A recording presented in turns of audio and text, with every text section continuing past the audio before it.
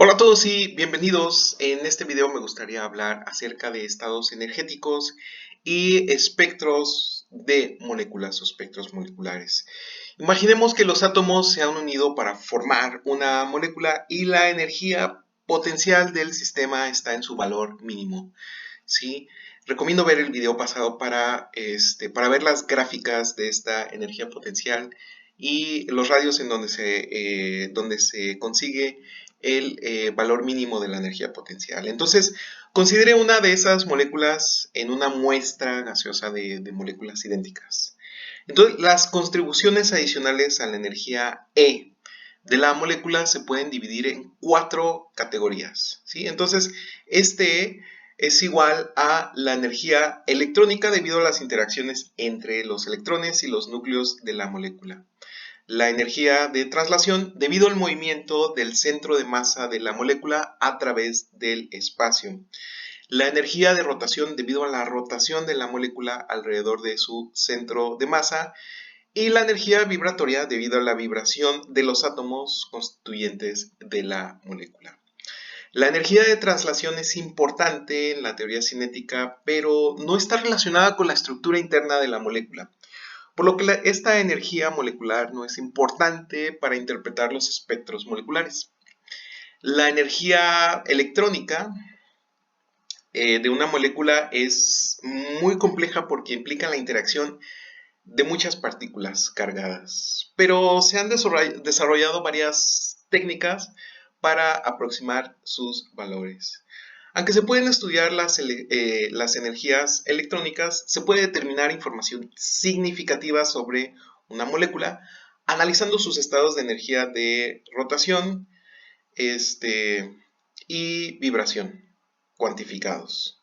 Como encontramos a continuación, los estados rotacionales están separados por diferencias de energía más pequeñas que los estados vibratorios.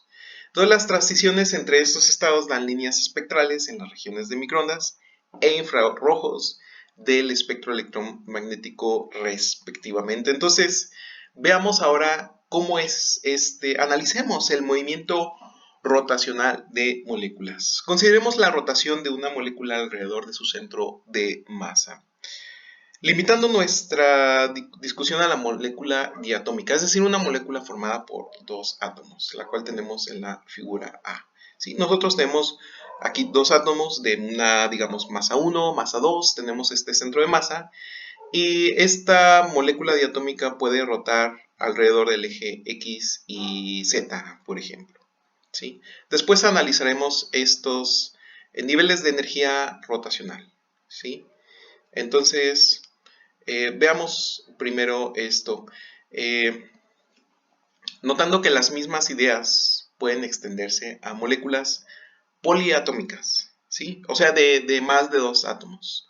Una molécula diatómica alineada a lo largo de un eje Y tiene solo 2 grados de libertad de rotación, correspondientes a las rotaciones sobre los ejes X y Z, que pasan por el centro de masa de la molécula. Entonces, si ustedes me lo permiten, me gustaría separar aquí nada más el X y Z. Bien, entonces, si omega es la frecuencia angular de rotación alrededor de uno de estos ejes, la energía cinética rotacional de la molécula alrededor de ese eje se puede expresar con la ecuación E rotacional, ¿sí? Donde una vez más omega es la frecuencia angular, velocidad angular, por el momento de inercia dividido con 2. La velocidad angular obviamente va a estar elevada al cuadrado. Entonces, en esta situación, este momento de inercia, el I es el momento de inercia de la molécula con respecto a su centro de masa, dado por una masa reducida, es decir, el producto de las masas de las moléculas entre la suma de las masas de las moléculas por la distancia entre las moléculas elevado al cuadrado. Entonces, esta masa reducida se suele llamar μ. M1 y M2 son las masas de los átomos que tenemos en nuestro modelo, que forman la molécula. R es la separación, la distancia atómica, y mu es la masa reducida de la molécula. Una vez más, es el producto de las dos masas entre el total de ambas masas, la suma de ambas masas. La magnitud del momento angular de la molécula alrededor de su centro de masa viene dado por la siguiente ecuación, que clásicamente puede tener cualquier valor. Ajá. Pero veamos, a ver, cualquier sistema en el que la función de energía potencial sea esféricamente simétrica y que exhiba rotación tiene las mismas soluciones que la ecuación de Schrödinger, que las que parte que las de la parte angular del átomo de hidrógeno. Entonces, la molécula es un sistema rotatorio, por lo que las soluciones que describen su rotación deben de seguir el mismo comportamiento.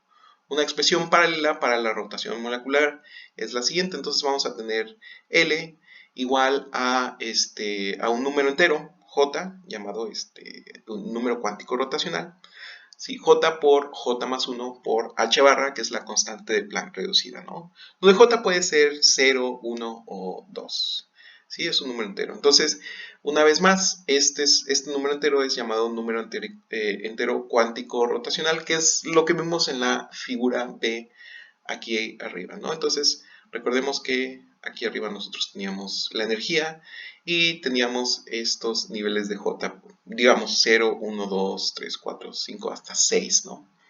Que es la energía rotacional. Bien, entonces regresamos a donde estábamos. Bien, a ver, busquemos. Aquí estábamos. Ok, entonces, combinando las últimas ecuaciones obtenemos una expresión para los valores permitidos de la energía cinética rotacional de la molécula. Bien, entonces tenemos que la energía rotacional es igual al momento de inercia por la velocidad angular elevado al cuadrado entre 2. Si nosotros multiplicamos arriba y abajo por el momento de inercia, vamos a tener obviamente que esto es el momento de inercia por la frecuencia rotacional elevado al cuadrado entre 2 veces el momento de inercia, ¿sí? Entonces, esto es la rotación molecular elevado al cuadrado entre 2 veces el momento de inercia y pues por la expresión que nosotros tenemos aquí es simplemente nuestro número cuántico rotacional por nuestro número cuántico rotacional sumado con 1, le sacamos la raíz cuadrada y lo multiplicamos por h barra, que es la constante de Planck reducida elevado al cuadrado, entre 2 veces el momento de inercia. Entonces la energía rotacional es la energía del número cuántico rotacional, que es la h barra, la constante de Planck reducida entre 2 veces el momento de inercia, por nuestro número cuántico rotacional por nuestro número cuántico rotacional más 1. Aquí noten ustedes que J pues, es igual a 1, 2, 3, etcétera, cualquier número natural. Entonces las energías de rotación permitidas de una molécula diatómica se representan en la figura que nosotros acabamos de ver, la figura B. A medida que aumenta el número cuántico J, los estados se alejan más. Entonces, para la mayoría de las moléculas, las transiciones entre niveles de energía rotacional adyacentes dan como resultado una radiación que se encuentra en el rango de frecuencias de microondas. ¿Sí? Esto es una frecuencia alrededor de 11 Hz. Cuando una molécula absorbe un fotón de microondas, la molécula salta de un nivel de energía rotacional más bajo a uno más alto. Las transiciones de rotación permitidas de moléculas lineales están reguladas por la regla de selección, que es delta J igual a más menos 1. Dada esta regla de selección, todas las líneas de absorción en el espectro de una molécula lineal corresponden a separaciones de energía iguales a sub J menos sub J menos 1, donde J, bueno, es 1, 2, 3, etcétera, cualquier número natural. Las energías de los fotones absorbidas están dadas por la energía del fotón, que es igual a el cambio en la energía rotacional, que es igual a E sub J menos E sub J menos 1, que es igual a al H barra entre 2i por J más 1 menos J menos 1 por J. Bien, entonces la energía del fotón es igual a h barra entre I por J. ¿Sí? Esto es simplemente igual a h al cuadrado entre 4pi al cuadrado por I por J, donde J una vez más es un número natural. ¿Sí? Entonces J es el número cuántico rotacional del estado de mayor energía. Como la energía del fotón es igual a h barra, aquí nada más me hizo falta una barra, la cual me gustaría agregar por F, donde F es perdón, esta es la constante de Planck no reducida. Entonces, donde F es la frecuencia del fotón absorbido, vemos que la frecuencia permitida por la transición de J igual con 0 a J igual con 1 es F sub 1, que es H entre 4pi 4pi elevado al cuadrado por el momento de inercia, ¿sí? Entonces, las relaciones entre la constante del Planck reducida y la constante del Planck están dadas en esta igualdad. Por eso aquí no usamos, esta h barra. Entonces, la frecuencia correspondiente a j igual con 1 a la transición j igual con 2 es 2f sub 1 y así sucesivamente. Estas predicciones están en buen acuerdo, en excelente acuerdo con las frecuencias observadas. Entonces veamos un ejemplo. Entonces la transición rotacional de J igual con 0 a J igual con 1 de la molécula del CO, es decir, el monóxido de carbono, ocurre a una frecuencia de 1.15. A ver, perdí ahorita el ejemplo. Ahorita lo recuperamos. Es 1.15 por 10 a la 11 Hz. Entonces, el inciso A dice, utilice esta información para calcular el momento de inercia de la molécula.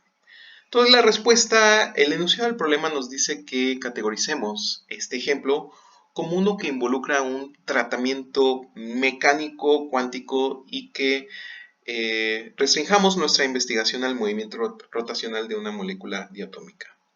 Entonces, la energía de un fotón va a ser igual a la constante de Planck elevada al cuadrado entre 4pi al cuadrado por nuestro momento de inercia, ¿sí? Entonces, esto es simplemente h al cuadrado entre 4pi al cuadrado por I. Entonces, vamos a tener por nuestro momento de inercia, ¿no? I mayúscula. Bien, entonces, lo que tenemos aquí es simplemente, aquí lo estamos multiplicando por 1. Entonces, tenemos que esto es, que h al cuadrado entre 4pi al cuadrado por el momento de inercia es igual a hf. Esto es que el momento de inercia, si nosotros despejamos, es igual a h entre 4pi al cuadrado por f. Entonces te vamos a tener sustituyendo que nuestro momento de inercia es 6.626 por 10 a la menos 34 joules por segundo entre 4pi al cuadrado por 1.15 por 10 a la 11, 1 entre s, ¿sí? Con lo cual vamos a obtener que esto es igual a 1.46 por 10 a la menos 46 kilogramos por metro al cuadrado. El inciso B dice lo siguiente, calcula la longitud del enlace de la molécula. Entonces vamos a tener nuestra expresión μ para la masa, donde ya sabemos que es el producto de las masas entre el total de las masas. Multiplicando las masas y sumándolas obtenemos que esto es 6.86 U. Entonces esto va a ser igual a 6.86 por 1.66 por 10 a la menos 27 kilogramos entre 1U. Y esto es simplemente igual a 1.14 por 10 a la menos 26 kilogramos. Bien, el radio o la distancia es simplemente la raíz cuadrada del momento de inercia entre μ. Entonces vamos a tener que este momento de inercia es de 1.46 por 10 a la menos 46 kilogramos por metro cuadrado entre lo que nosotros acabamos de calcular, que es 1.14 por 10 a la menos 26 kilogramos, con lo cual obtenemos que esto es igual a 1.13 por 10 a la menos 10 metros o 0.113 nanómetros. Bien, entonces el siguiente inciso dice lo siguiente, ¿qué pasa si otro fotón de frecuencia 1.15 por 10 a la menos 11 Hz incide sobre la molécula de monóxido de carbono mientras esa molécula está en el estado J igual con 1? ¿Qué sucede? Bien, la respuesta es la siguiente. Debido a que los estados cuánticos rotacionales no están igualmente espaciados en energía, la transición J igual con 1 a J igual con 2 no tiene la misma energía que la transición J igual con 0 a J igual con 1. Por tanto, la molécula no se excitará al estado J igual con 2. Existen dos posibilidades. Entonces, el fotón podría pasar por la molécula sin interacción, perdón, o el fotón podría inducir una emisión estimulada, similar a la de los átomos y bueno, que se va a analizar en otra sección, ¿no? Entonces, eh, vamos omitiendo esta parte, ¿no? Porque no es la sección que nos compete ahora mismo. Entonces, en este caso, la molécula hace una transición de regreso al estado J igual con 0. Y el fotón original y un segundo fotón idéntico abandonan la escena de la interacción. Muy bien, si queda cualquier duda, por favor, déjala en los comentarios o ponte en contacto conmigo y nosotros nos vemos en el siguiente video. Hasta luego.